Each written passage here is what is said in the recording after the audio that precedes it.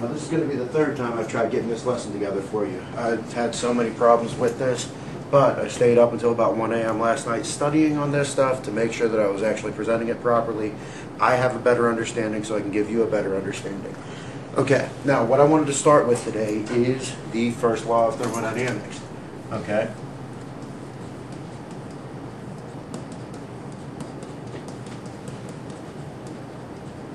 Right now, with the first law of thermodynamics, the basics of the basics is the total change in interior energy of a system equals the amount of heat energy that is gained minus the amount of work done by that system. Okay, a couple of things that you need to realize here. Number one, this has to be a closed system. That means that whatever is there needs to be actually contained, and then it will work. The interior energy will stay constant. Okay, so I read this as also being basically considered a example of the law of conservation of energy.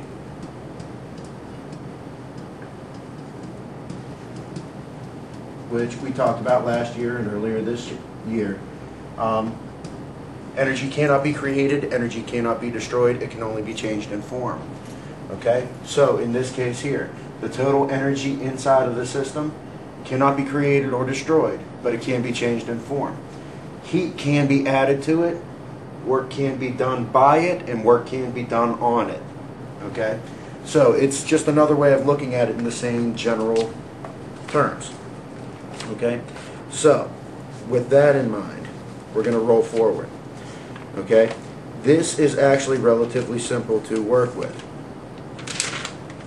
Okay? So,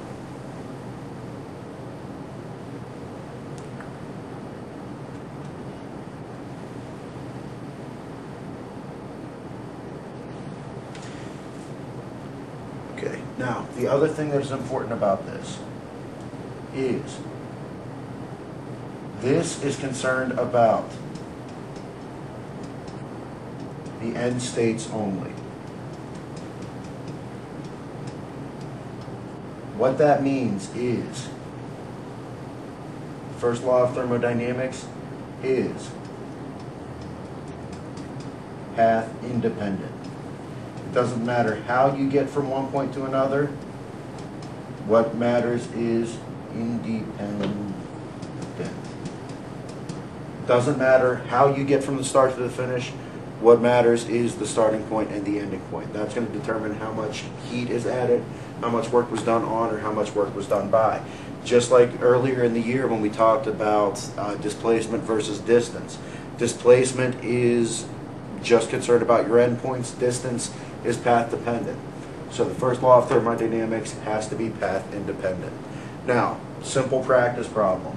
Okay? Let's say that we have a room. And inside that room, we have a ceiling fan. Okay? So,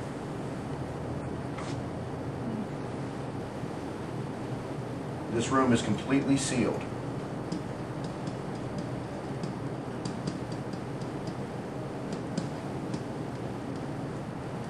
Okay? Now, the overall heat in the room, the amount of heat is, let's say 300 joules. Okay? This fan does work on the system.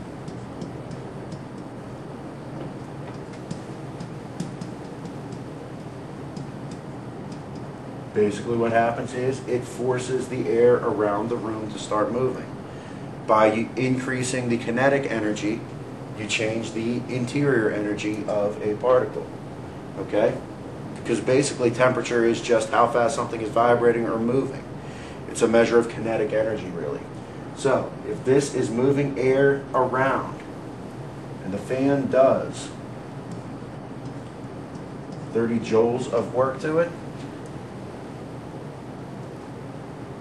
right? How much is your end total energy in here?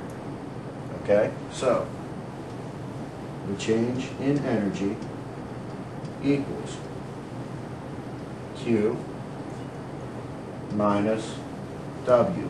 Now remember, work has to do with sign. If work is done on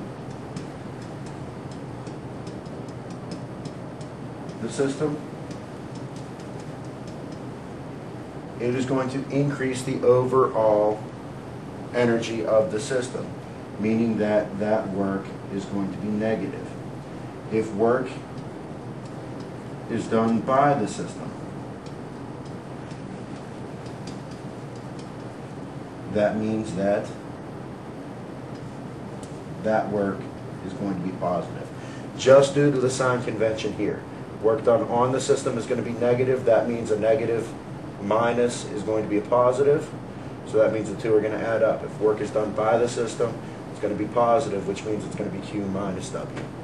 Okay?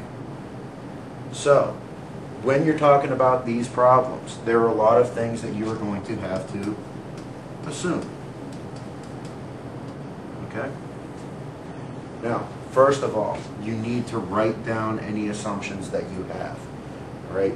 Now, I already say that the fan does work, so that means that in order for me to properly answer this question, because the fan does work and it is not powered by the system, this fan isn't going because the air is pushing it.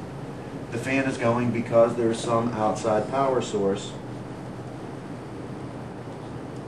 which is going to be running it. Okay? So, I'm going to have to assume the work is done on the system. So, with that in mind, my change in energy is going to be Q minus negative W. So, 300 minus negative 30, my total energy is going to be 330 joules. Simple as that. Okay? A lot of times I'm going to ask you to write your assumptions down, especially when we start talking about air getting compressed, stuff like that. We might have to assume ideal gases where they might not technically be. So make sure that you actually write down your assumptions. Okay? Now, moving on. This stuff is all in your book. No problems. The second part, this stuff is going to be in your book, but not to the depth that I'm going to explain it. So please, please, please, please write this stuff down. If you want a copy of this lesson emailed to you, sent to you, let me know. I can get it out to you, maybe on a flash drive. You can save it to something and bring it back.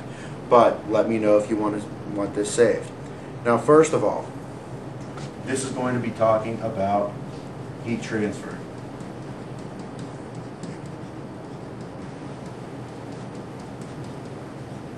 Okay. Now, there are three methods of heat transfer. I'm going to go briefly into each. We're going to do some practice math. Actually, I'm going to kind of do one practice math problem, turn you loose on the rest. Okay? But, first of all, we're going to start with Fourier's law. This is kind of the basis for how the first law of thermodynamics works. Okay? Anytime that we're talking about a heat transfer, it means that Fourier's law states that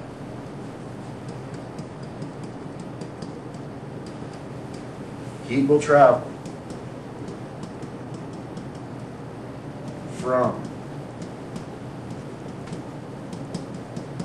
areas of high concentration to low concentration.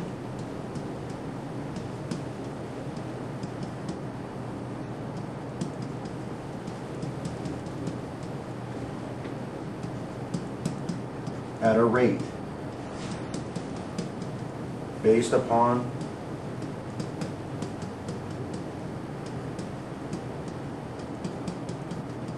the temperature gradient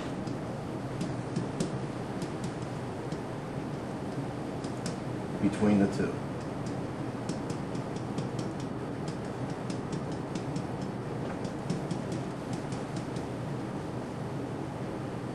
Okay? So basically, heat's always going to go from high to low. If you have a hot cup of coffee, you leave it on the table, it's not going to heat up due to the heat of the room. It is going to cool down and therefore heat up the rest of the room. All right? It's going to travel from high concentration to low concentration at a rate based upon the temperature gradient, which means that the larger the difference between the two, the faster the heat will flow from one location to the other. Okay, if you have something that's very close to room temperature, you're not going to have the heat fleeing from there incredibly quickly. Pardon me. But if you have something that is very different in temperature, you take your hot cup of coffee, you leave it outside on a day that's not today where it's 55 degrees, and you are going to get a very quick change in the temperature of the two. Okay? That is Fourier's law. Now, this is how all of the heat transfer happens. Always goes from high to low, always will go based upon the temperature gradient, meaning it'll go faster if there's a larger change. Okay, gradient, you can just think of that as like grade. A steep grade on a road means that it's a very big hill, means there's a large change in a short amount of time. Okay, now, basically what this also goes along with is the temperature is basically a reading or a measurement of the kinetic energy of a sample.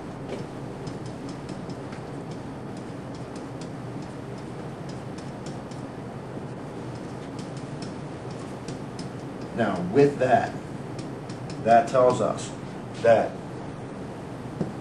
when you have a high concentration of heat, you have a high amount of kinetic energy. Now, what that means is kinetic energy is speed. So, you have a high speed. The gas particles, the solid particles, the liquid particles, whatever they are traveling at a very high speed.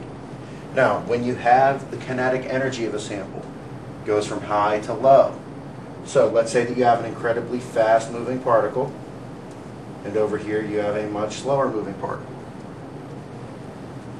When these two collide, this is going to transfer some of its momentum into this particle.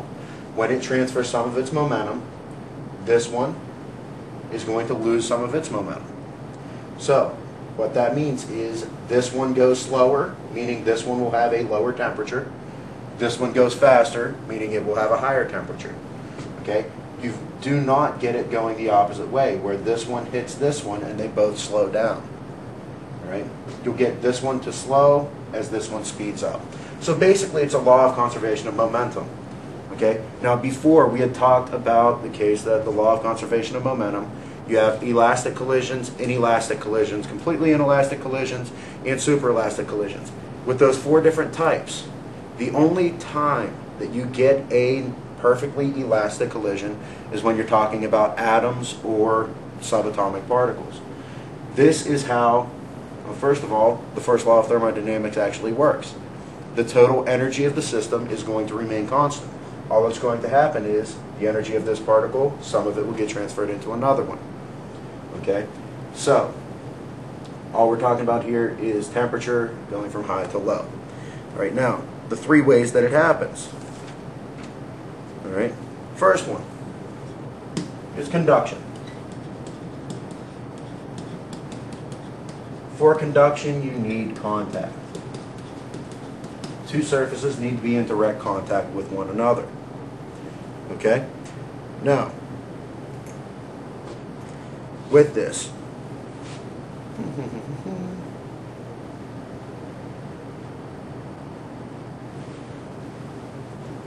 based upon the material itself, is going to determine how well of a conductor it is.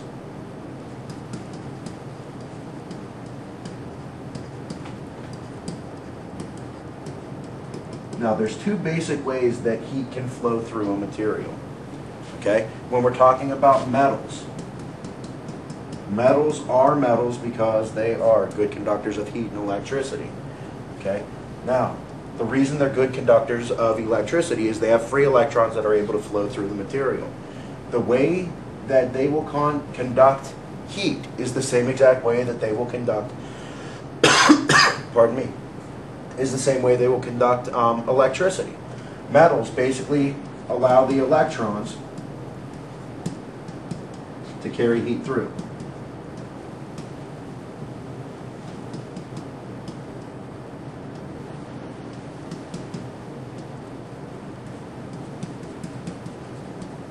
Okay? So the metals are going to allow the electrons to carry the heat through the material. Okay? Non-metals do not have that property. Right? Non-metals are not metals because they don't conduct electricity well. They don't conduct heat well. Typically. Some do. But basically, the non-metals, the way that the heat will travel through the non-metals is due to lattice vibrations. Right? When you were in chemistry, you dealt with lattice work. Right? Crystals have a lattice structure, meaning they have a set arrangement of particles. Right now, if we were to draw up what a crystal of diamond would look like, it would basically be cubic in structure.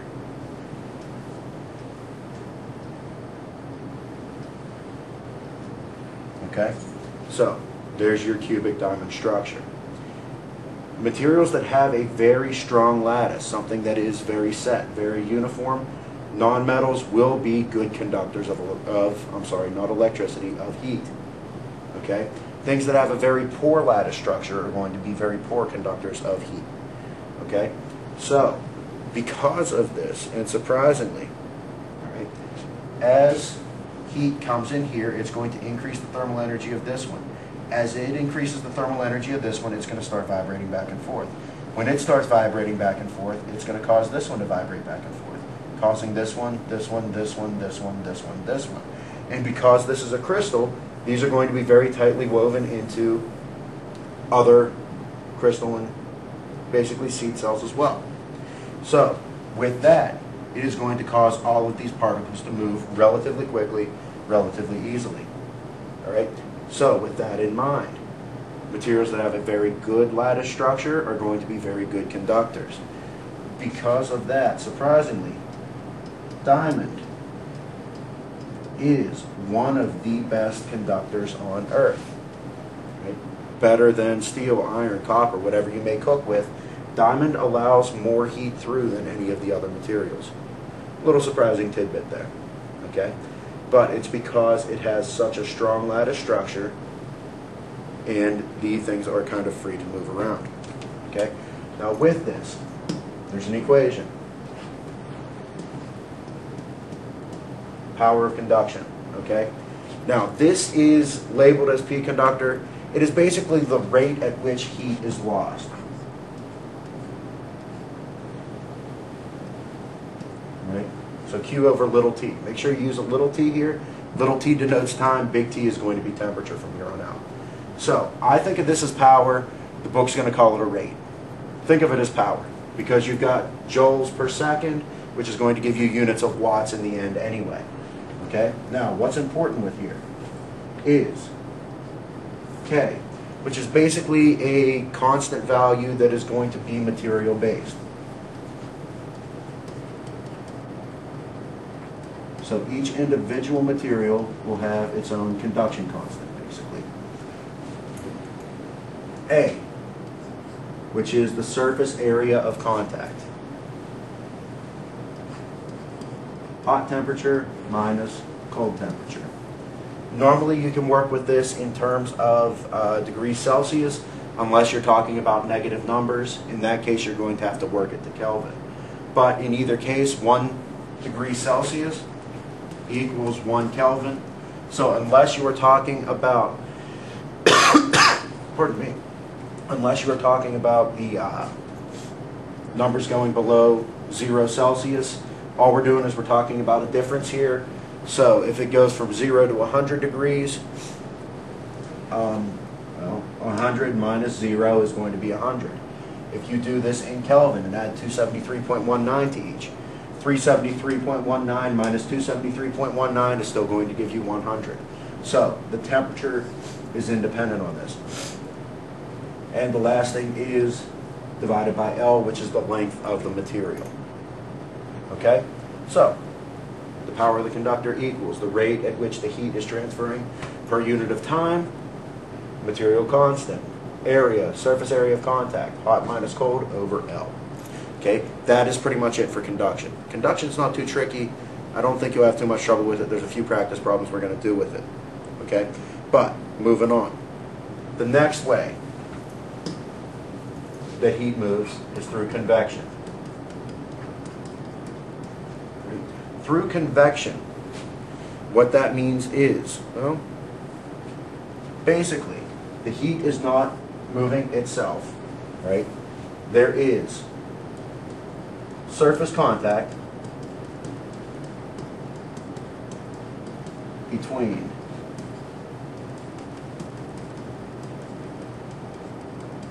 a heat source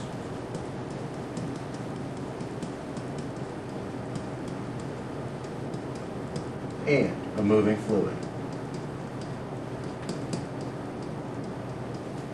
Okay?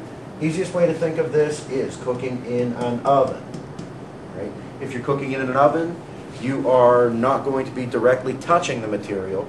Instead, you are going to be heating the air around the material. That heating the air around the material will cause that heat to flow. Okay? Or boiling spaghetti. You're not directly heating the spaghetti, you're heating the water around the spaghetti. The movement of the water is what's actually mattering here. Okay? So,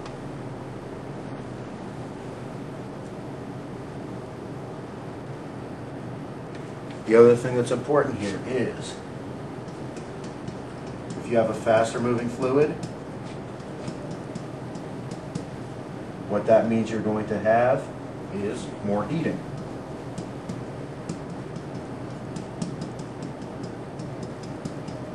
So if instead of allowing that water to move on its own, if you were pumping water past that heat source, you would have more heating going on of your spaghetti. Okay? That's why things such as blast furnaces have been invented. In a blast furnace, well, first of all, they take the fuel, they'll take powdered coal and fire it through a very high-speed pipe and then use that to melt your steel. But with a blast furnace, because they are driving the air at an incredibly high temperature, you're heating things very much quicker, and it's going to cause it to, well, save energy for you because you're launching the air faster. Now, because there are these two different things, and they behave slightly differently, they have been actually called slightly different things. Okay? There are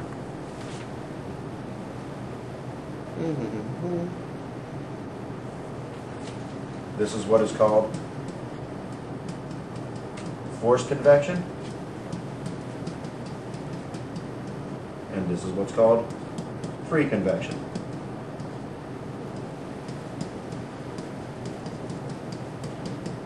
Now, if you're thinking to yourself, well, you're heating the air inside the oven, how is that air actually moving around? Anytime that you're talking about free convection, what ends up happening is, just like a hot air balloon will rise, the hot air around the heat source is going to rise. So, with the free convection, it is going to be due to buoyancy differences, or density differences, however you want to call it. As that happens, you're going to have what are called convection currents. All right, convection currents exist inside of the Earth. The mantle actually kind of stirs itself up. That's how we get plate tectonics, all that lovely stuff. Convection currents happen inside the ocean to move water from the top to the bottom and upwelling, or I'm sorry, bottom to top and upwelling, all that lovely stuff. So, that is free convection if you were to have something like a blast furnace, or something that was being used to cool something very quickly, like a large fan that is forcing air across the surface of a hot material to cool it. You would have forced convection. Now, with the convection stuff, I'm going to give you just one basic equation for it. I don't think we're going to use it, but hey, you never can tell. Q over T equals H, which is, this is called the convection heat transfer coefficient.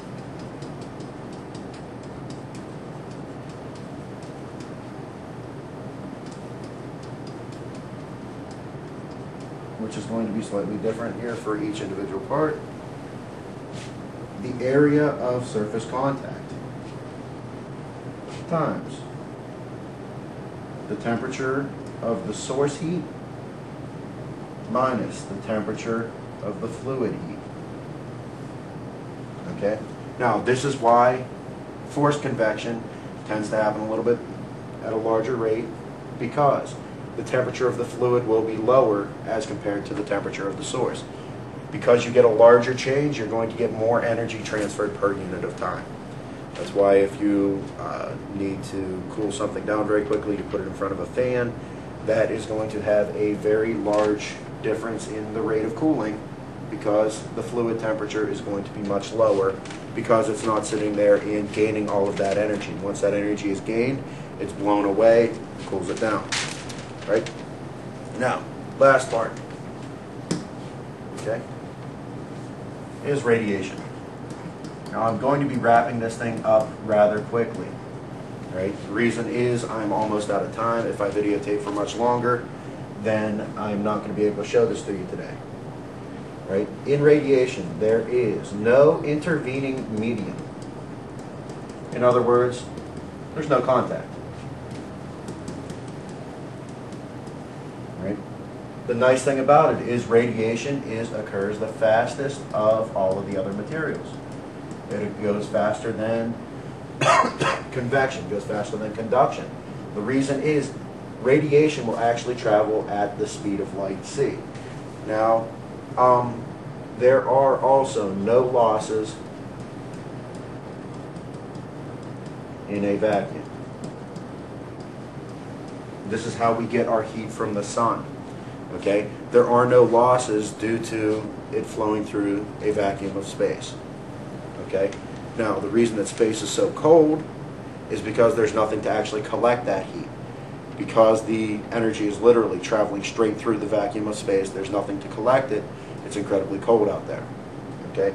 If you were to just go out into space without a spacesuit or anything like that, we'll give you an oxygen tank just so you don't die immediately. But if you were to be out there in space, you would freeze to death almost instantly due to the large lack of heat. Okay? Now, first of all, these are a couple of things that are not going to be written in your book. Radiation is what's called a volumetric phenomenon.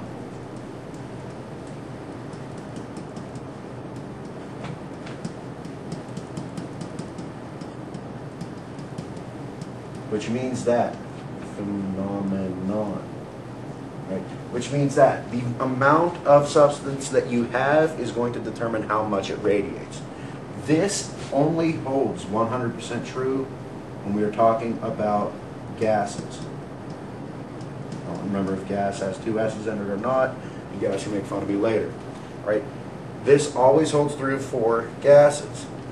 It normally holds true for liquids, but it can vary depending on the overall volume of the liquid. If you're talking about something like a small cup of water, yes. If you're talking about something like the ocean, not so much. Okay? But if we're talking about solids, it becomes a surface phenomenon, which means that the only thing that really matters is the surface of the material. Now, the reasoning behind that is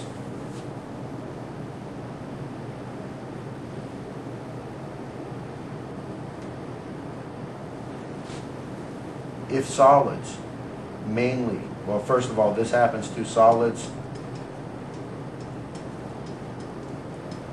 opaque to heat, which is most solids. Rocks, desks, concrete, stuff like that is opaque to heat. Now, when that happens, that means that basically any of the radiation from inside doesn't make it all the way to the surface.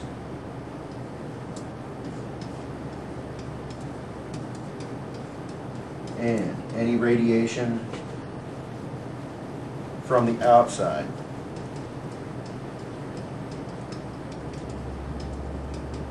is absorbed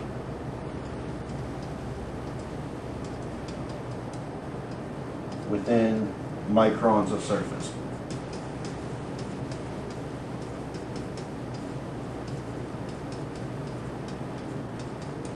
Okay, so the stuff inside can't get out, the stuff from the outside can't get all the way in. It gets absorbed almost immediately.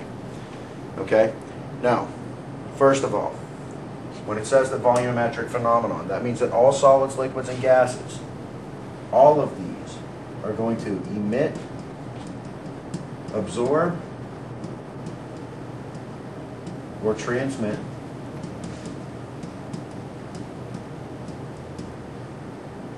radiation to varying degrees.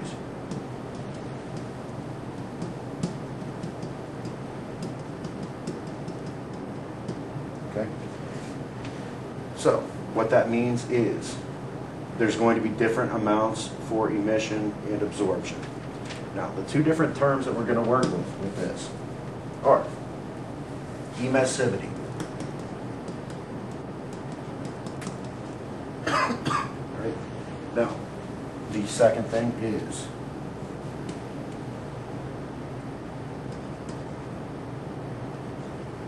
absorptivity, which is probably one of the hardest words to actually say. Absorptivity. Okay? Now, basically, both of these are similar in many ways. Both of these are fractions. And it is going to tell you basically what proportion of energy gets re-radiated or emitted or absorbed. Now, the first thing that's going to matter here is what's called a black body radiator. This is something that has been proposed but never proven, but it's a good thing to actually kind of understand what's going on here. A black body radiator will emit, symbol for that is epsilon, 100% of anything that it gets in. It will also absorb 100% of what it gets in. Okay? So, basically, the emissivity is going to be anywhere from 0